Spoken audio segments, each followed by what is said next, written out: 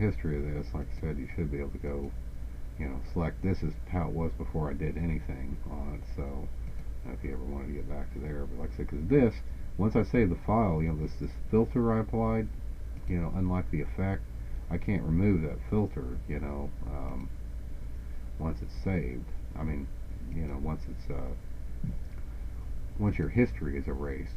So, if I were to save this file and open it back up, it'll be lost.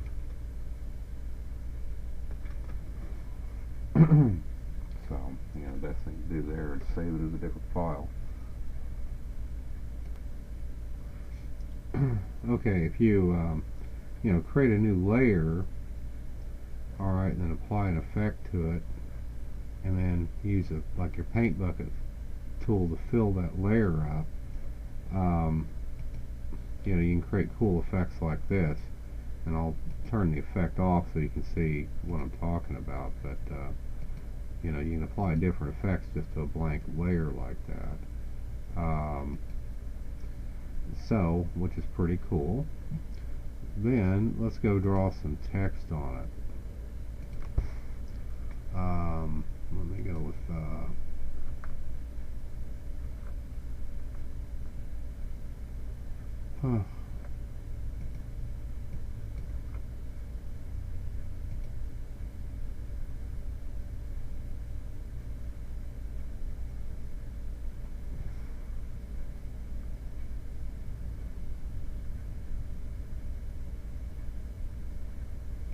something like this.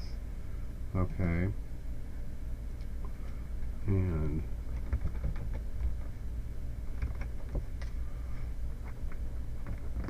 now hold down Control key, it brings up the text resize box, so I can increase its scale here.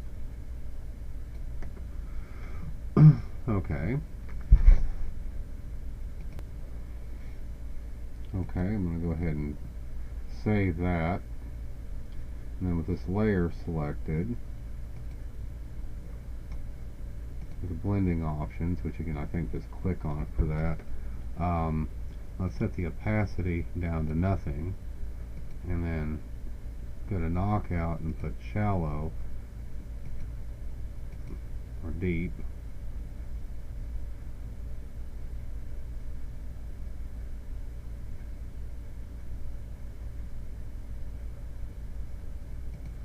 But you need to have a background layer for this to work.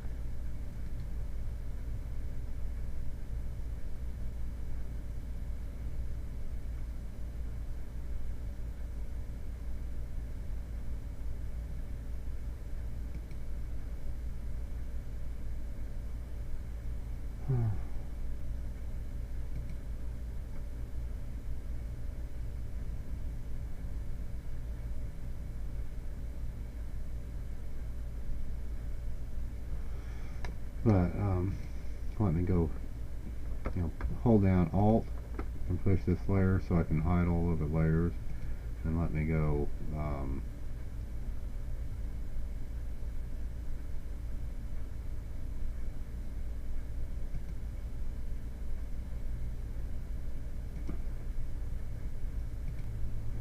okay, anyway, like I said, I was going to show you that that effect, but I can't get it to, if you don't have a background layer, and I don't know of any way to convert one of these layers into a background layer. So once you remove your background layer, I guess you're just screwed. I mean, there's probably some trick to it, but I can't find it anywhere. But that cutting through, it's supposed to cut through to the background layer, and you're supposed to set your depth to deep or whatever, but shallow doesn't even make any difference. So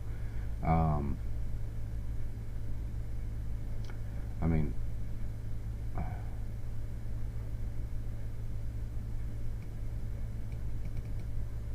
like I said, you're supposed to take your transparency down.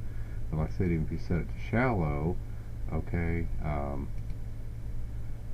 it's not helping much, because like I said, what's cool about it is that you can drift this around, and it'll show anything on the back layer that's there, and you can resize it and everything. But anyway, this isn't doing much for me because I don't have a background layer, so it's just falling through the transparency.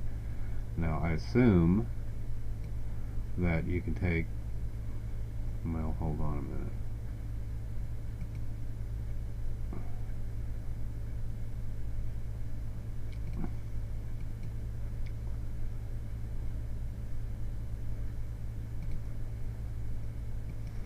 Let me try this again.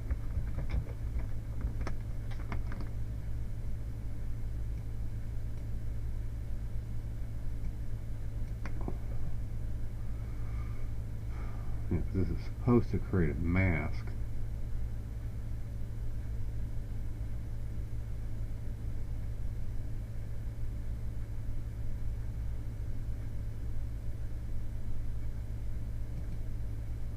Yeah, selection mask, I assume.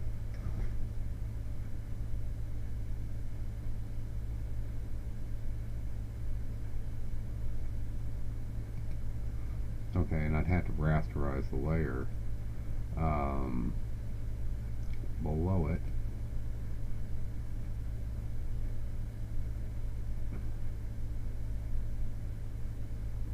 I assume.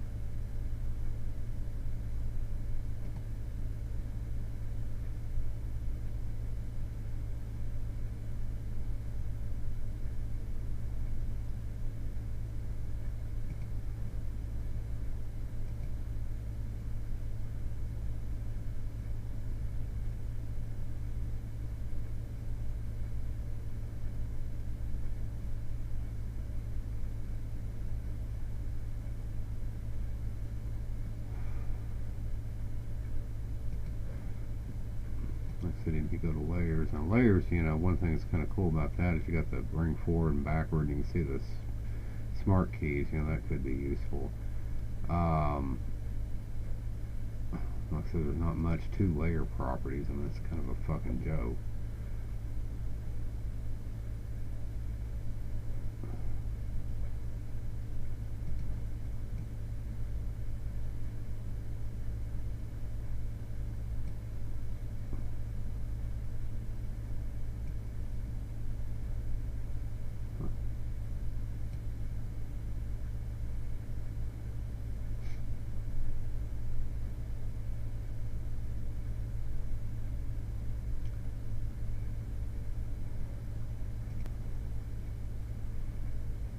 Okay, but I don't know what the hell happened. Maybe it rasterized the image, but now if I, you know, cut it out, you know, it works.